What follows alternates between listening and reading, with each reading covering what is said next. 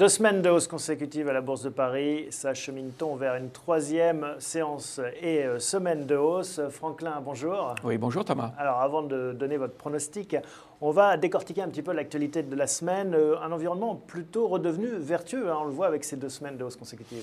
Oui, on a plutôt des bonnes nouvelles, ne serait-ce que vendredi. On a eu quand même une balance commerciale moins mauvaise aux États-Unis, un indice de confiance des consommateurs du Michigan meilleur qu'attendu. Donc finalement, on pouvait démarrer. Puis ce week-end, encore quelques annonces favorables. Donc on démarre la semaine plutôt bien. Alors si on commence par la zone euro, on a l'impression que bon, ça y est, on commence à faire le ménage, à voter les budgets d'austérité, à prendre le taureau par les cornes, à se mettre d'accord sur la ligne franco-allemande, notamment enterrer l'e-bond. Voilà, alors le e-bond est un peu enterré par les Allemands et les Français. Ça, c'est bonne ou mauvaise chose. En tout cas, ce sujet semble réglé aujourd'hui. En tout cas, il y a une unité de façade qui est importante pour les marchés aussi entre la France et l'Allemagne. Oui, et puis là, on va vraiment dans le même sens. Les deux pays qui se comportent plutôt pas mal, qui arrivent à emprunter pas trop cher, n'ont pas du tout envie d'avoir une émission e-bonds qui les obligerait, eux, à augmenter la facture dès qu'ils emprunteraient. Donc on serait totalement perdant sur cette version-là. Donc effectivement, c'est éludé. Fonds de stabilité qui pourrait aussi être un peu plus réactif, un peu moins politique finalement. Ça, on s'achemine peut-être vers ça, ça sera surveillé jeudi.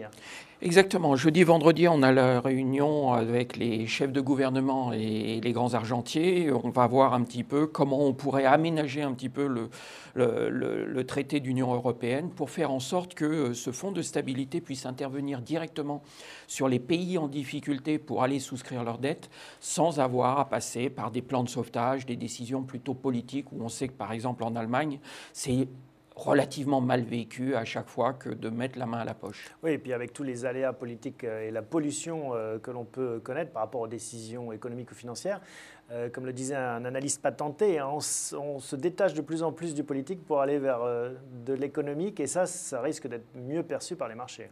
Forcément mieux parce que du coup, ce grand économiste dont vous faites allusion avait effectivement parlé de cette situation où on peut imaginer qu'on sera moins tenu par des considérations électorales, populistes et autres, mais qu'on pourra vraiment traiter les problèmes sur un fond économique et non plus sur des pseudo-relations ou conséquences électorales et autres. Bon, donc ça passe en arrière-plan finalement, ces Voilà. problèmes de dette souveraine et c'est ce qui explique sans doute cette meilleure humeur des marchés.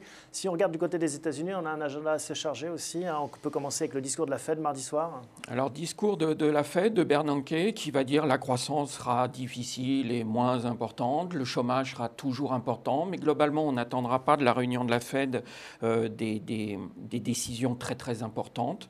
On validera tout ce qu'on sait déjà. Du côté du quantitative easing, des nouvelles ou pas à attendre?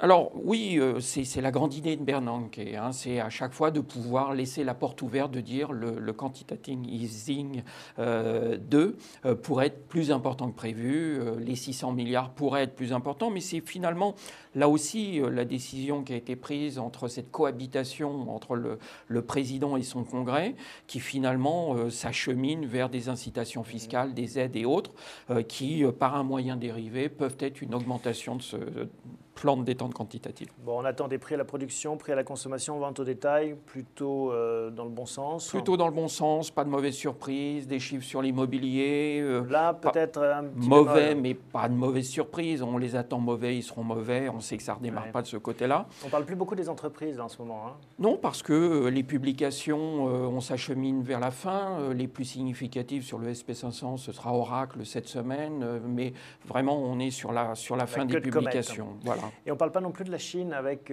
ces tentatives pour refroidir la machine chinoise mise en place par les autorités. Oui, alors on en a un petit peu reparlé quand même, parce que souvenez-vous, on attendait cette semaine à nouveau une intervention pour encadrer et réduire le crédit, pour éviter cette surchauffe. Finalement, les interventions chinoises n'ont pas eu lieu ce week-end. Du coup, les marchés asiatiques ont fini globalement tous en hausse ou forte hausse. Et puis, cette croissance qu'on dit parfois en ralentissement, eh bien non. Non, on a eu des chiffres cette semaine, ce week-end et en début de semaine, qui militent en faveur d'une poursuite d'une activité très très forte et très puissante. Alors, on le sait, hein, comme les autres activités humaines, eh bien, la bourse obéit à des cycles aussi. Traditionnellement, la fin de l'année est assez calme, ce qu'on appelle la trêve des confiseurs. Donc, il ne faut pas s'attendre forcément à des choses. Ou est-ce qu'on peut avoir quand même des surprises dans un sens ou dans l'autre? On a très très souvent des surprises et la trêve des confiseurs, ça fait quelques années qu'on ne la connaît pas véritablement, moyennant quoi en général quand on a une surprise elle est plutôt de bonne facture. On a plutôt des révisions hausses, ce fameux rallye, et là c'est vrai si on laisse un petit peu de côté les dettes souveraines, les problèmes de dettes souveraines, les problèmes de refinancement des États, etc., et qu'on nous fiche juste un petit peu la paix là, pendant les 15 jours qui nous séparent de cette fin d'année, on s'ouvre la voie pour rejoindre ces 4000, 4050, voire 4100 entre fin décembre et mi-janvier, par exemple. Parce qu'il y a aussi des phénomènes mécaniques, hein. C'est ce qu'on appelle l'habillage, le window dressing que opèrent les maisons de gestion en faisant des petits arbitrages de fin d'année, hein, pour finalement présenter leurs comptes à juste à ceux qui leur ont fait confiance. Et puis aussi en début d'année, il y a l'arrivée de nouveaux fonds qui a traditionnellement un petit impact positif sur les cours. Oui, tout à fait. On sait que les compagnies d'assurance qui collectent actuellement des primes, on sait qu'effectivement, certains gérants qui sont un petit peu en retard de performance n'hésitent pas à aller chercher des titres pour doper un petit peu la performance. Ça, en général, c'est favorable, hein, aux tendances de fin d'année. Oui, finalement, je me demande si ce n'est pas plus une idée reçue, parce que finalement, quand on agit sur des volumes colossaux, heureusement, tous les gérants n'ont pas besoin de sauver leur performance, et donc je pense que c'est un peu noyé dans la masse quand même. Bon, merci Franklin. Je vous donne rendez-vous la semaine prochaine pour une émission un peu spéciale, hein, qui va retenir toute notre attention. C'est un bilan annuel de cette année 2010 qui a été riche au point de vue boursier. Merci, à la semaine prochaine Franklin. À la semaine prochaine. On s'intéresse à Saft aujourd'hui en compagnie de Philippe Cohen. Bonjour Philippe. Bonjour Thomas. Avant de parler de Saft en détail, un suivi des recommandations. On avait parlé de Vicat ensemble. Tout à fait. On était rentré à 56. On a un objectif de 65. On en est où? Actuellement, ça vaut 62, donc on se laisse porter. C'est surtout l'opération qu'ils ont effectuée en Inde qui est très porteur parce qu'on le voit, tout le secteur des cimentiers est quand même encore à la peine. Bon. À suivre donc, on n'est pas encore sorti de ce dossier. Alors Saft, une autre société que vous nous recommandez. Quel est le métier de Saft? C'est un concepteur, et développeur et fabricant de batteries de haute technologie, hein, surtout vraiment dans des métiers très très pointus. Par exemple comme l'aérospatial, l'aéronautique, le militaire, l'électronique, avec des batteries au lithium-ion qui sont donc des batteries de nouvelle génération avec des durées beaucoup plus importantes et dégageant nettement moins de chaleur. Les chiffres de Saft? Les chiffres de Saft, donc 650 millions de capitalisation. Pas encore 650 milliards. Non, ça viendra, effectivement. Et sur les 9 premiers mois de l'année, ils ont sorti un chiffre d'affaires de 559 millions. Sur le Q3, on voit que l'activité est en train de bien repartir car ils ont fait un bond de 10% sur le chiffre d'affaires. Et on pense que l'année prochaine, ils devraient tenir ce rythme-là car ils sont en train de capter un marché extrêmement porteur. Bon, on va revenir sur le marché porteur, mais avant, on va se tourner vers le passé. Un mot d'histoire. C'est une vieille société, hein, finalement, Saft. Tout à fait. Née au début du XXe siècle. Hein. Ouais, 1918, introduite en 1924. On avait déjà des problèmes où on réfléchissait déjà en termes de piles à l'époque. Hein. Oui. C'est dramatique, mais c'était suite à la Première Guerre mondiale, car effectivement, il fallait des batteries embarquées. Et les guerres, en fin de compte, ont toujours fait des sauts, exactement, des sauts technologiques. Et là, ça a été flagrant. Bon, enfin, on prouve, et on va en reparler avec les nouveaux marchés, qu'on peut aussi faire des bons technologiques. En période de paix, il faut s'en réjouir. L'impact de la crise, c'est pas la guerre, mais la crise économique, comment ça s'est ressenti sur l'action Saft? Alors Saft, effectivement, son chiffre d'affaires, 80% se fait entre l'Amérique du Nord et l'Europe, donc les pays développés, donc a subi un fort ralentissement dans ce domaine-là, que ce soit dans le ferroviaire, dans l'aéronautique, le spatial ou même le militaire, où il y a eu quand même des réductions dans ces pays-là, puisque ces pays-là n'ont pas besoin de développer une armée conséquente. Ils ont surtout des problèmes de finances publiques. Hein. Et il faut effectivement réduire les budgets. Ouais. Donc on taille un peu partout. En revanche, 2010 est une année de transition qui est très intéressante pour cette activité, car avec La joint venture qu'ils ont créée avec Johnson Control aux États-Unis, ça leur a permis de rentrer de plein pied sur ce saut technologique dans le secteur automobile, qui sont les véhicules électriques et hybrides. Alors, nous y voilà, le marché prometteur, l'Eldorado. Vous y croyez, la voiture électrique? Oui. Ça va être incontournable sur ce secteur-là, car les constructeurs se sont tous restructurés avec la crise et ont besoin, en fin de compte, d'avoir de nouveaux modèles, des choses innovantes. Et puis l'autre problème, c'est l'environnement. C'est quelque chose qui devient incontournable. On l'a vu à Cancun, même s'ils ont du mal à se mettre d'accord. Progressivement, on fait des petits pas dans ce sens-là. Donc il y a aussi une image, aussi bien pour les pays développés que les pays émergents. Ils ont besoin de se redorer l'image par rapport à problèmes environnementaux. D'accord, environnementaux. Un mot donc sur la voiture électrique, on parlait de bons technologiques, voilà un exemple. Est-ce qu'on sait où on va dans le domaine des technologies liées à la voiture électrique? Parce qu'on sait qu'il y avait plusieurs options possibles. Oui, on l'a vu lors du dernier Salon automobile de Paris, où a été tranché par les grands constructeurs d'adopter, en fin de compte, les batteries au lithium-ion. Et il se trouve que Saft a une technologie d'avance et devrait capter entre 10 et 20% de ce marché-là dans les 10 années à venir, car on attend quand même un parc automobile dans l'hybride et l'électrique de 20 millions de véhicules. Si je vous suis bien, si on croit à la voiture électrique, on peut croire en Saft, ou est-ce que, indépendamment de la voiture électrique et de son succès hypothétique encore, ça peut marcher? Alors, ça permet effectivement de jouer tout le secteur des véhicules électriques et hybrides qui vont arriver sur le marché dès l'année 2011, donc c'est quand même demain. Et l'autre aspect, c'est que Saft continue son développement dans les autres segments et s'ouvre aux pays émergents. Car, comme je vous disais précédemment, 80% de son chiffre d'affaires était fait sur les pays développés. Et que 20% sur les pays émergents. Fin novembre, ils ont ouvert une usine au Brésil, ce qui va leur permettre de s'ouvrir sur toute l'Amérique latine et capter à peu près 10% de marché. Bon, on regarde l'action pour voir la recommandation. L'action Saft qui a pas mal souffert cette année, en baisse d'une vingtaine de pourcents, c'est ça? Exactement. Comment est-ce qu'on se positionne?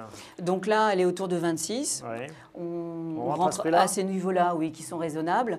Et on anticipe un objectif de 32% pour les 8 à 12 mois à venir. Sachant que, alors ça serait pour les... 32% ou 32 euros? Pardon, 32%. 32 euros? 32 euros. 32 euros. Donc, ça ne fait pas de 32%. Non, 32%. 32%, c'est ce qu'on attend, en fin de compte, sur les années à venir, assez rapidement. Car on pourrait la prendre comme une aire liquide, c'est-à-dire la garder en fond de portefeuille et se laisser porter. Car il y a 10 ans de croissance à attendre dans ce secteur-là. Donc, vous êtes très acheteur de Saft, on l'a bien compris. Merci beaucoup, Philippe. Merci, Thomas. À bientôt.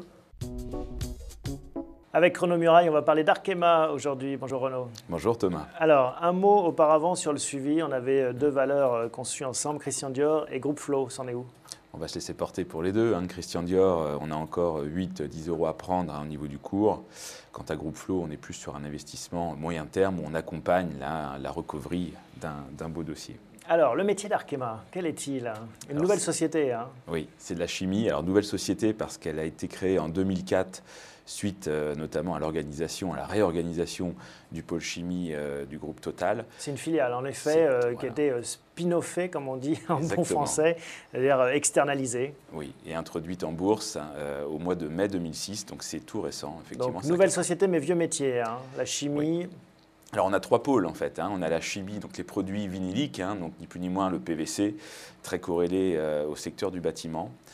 On a la chimie industrielle, alors là c'est très large, ça va du vêtement de sport en passant par les lunettes, les verres qui sont traités anti-rayures, en passant par l'agriculture, la médecine, enfin c'est très vaste. Et le troisième pôle, c'est tout ce qui est produits de performance, donc à peu près 30% du chiffre d'affaires. Ça s'appuie toujours autant sur le pétrole, ces métiers? Ça s'appuie toujours sur le pétrole. On n'a pas trouvé de dérivés pour l'instant ou d'ersatz. Non. Et puis une société qui fait parler d'elle dans l'actualité. Récemment, Arkema a été sous le feu des commentaires. C'est ce qui nous intéresse. C'est vrai qu'il y a 15 jours, Arkema a présenté son plan de développement à 5 ans. Et il se trouve que lors de cette présentation, Arkema souhaitait développer son chiffre d'affaires par croissance externe à hauteur à peu près d'1 milliard d'euros d'ici 2015. Une semaine plus tard, donc il y a une semaine. C'était fait quasiment. C'était quasiment fait à 80%, puisque Arkema va reprendre une grosse partie de la partie résine photoréticulable de Total. C'est-à-dire c'est tout ce qui est résine qui sèche notamment à la lumière. Et c'est très innovant. Et ça s'impose actuellement et ça se généralise dans le secteur. Et ça a été plutôt salué par la bourse d'ailleurs. Ça a été salué par la bourse. Alors ce qu'il faut voir aussi derrière, c'est que ça va répondre à un besoin notamment dans le secteur de l'acrylique. Arkema était très positionné en amont du secteur et avec cette acquisition, Arkema va pouvoir développer aussi en aval. Donc capter toute la valeur ajoutée de cette chaîne. Exactement, qui est supérieure. D'un point de vue de la restructuration, on sait que c'est des industries un peu lourdes qui ont fait des efforts. On en est où sur ce dossier? Alors c'est vrai que depuis 2004, finalement, on était vraiment dans cette phase de restructuration. Maintenant que le socle est solide, Arkema commence à penser à développer. Donc là, l'acquisition en fait partie. Donc on estime qu'il y a quand même du potentiel, notamment en termes de croissance de chiffre d'affaires et des marges. Vous savez, Arkema, c'est typiquement la société qu'on appelle pricing power, c'est-à-dire qu'elle peut répercuter directement la hausse des prix des matières premières dans le prix clients, final. Voilà, exactement. D'un point de vue financier, le bilan ne va pas souffrir de ces mouvements, de ces acquisitions? Non, là aussi, c'était le côté avantageux d'Arkema, c'est que pour l'instant, si on regarde le bilan, il y avait très très peu d'endettement. Il se trouve que l'acquisition de Total, qui va porter à peu près sur 550 millions d'euros pour un chiffre d'affaires futur de 900 millions d'euros, va être réalisée donc en cash. Et Arkema a la capacité de lever en cash, d'emprunter 1 milliard d'euros. Bon, il y a un autre gros concurrent sur le métier, c'est Rhodia. Oui. Vous préférez l'un par rapport à l'autre Ça n'a pas été toujours le cas, mais aujourd'hui, c'est vrai que quand on regarde un petit peu la solidité du bilan d'Arkema par rapport à Rhodia, qui est toujours avec des fonds propres négatifs, on a une préférence pour Arkema. Ça sera un petit peu moins volatile que Rhodia. Bon, apparemment, vous n'êtes pas le seul à aimer cette société, puisque si on regarde le parcours de l'action, on voit une progression quasi non-stop depuis le début de l'année, à 90% de hausse. Est-ce qu'il n'est pas un peu tard pour s'intéresser donc à Arkema?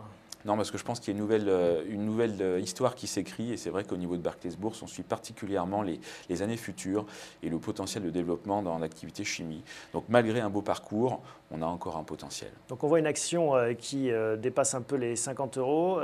On fait quoi en termes de recommandations? Alors idéalement, il faudrait revenir sur Arkema à l'achat autour de 50 euros. Maintenant, on attend que ça retombe un peu? On attend que ça retombe un petit peu. Il ne faudra pas être trop gourmand dans la baisse et on visera la zone des 60 euros, donc un potentiel de 20%. Merci beaucoup Renaud, à bientôt. À bientôt Thomas.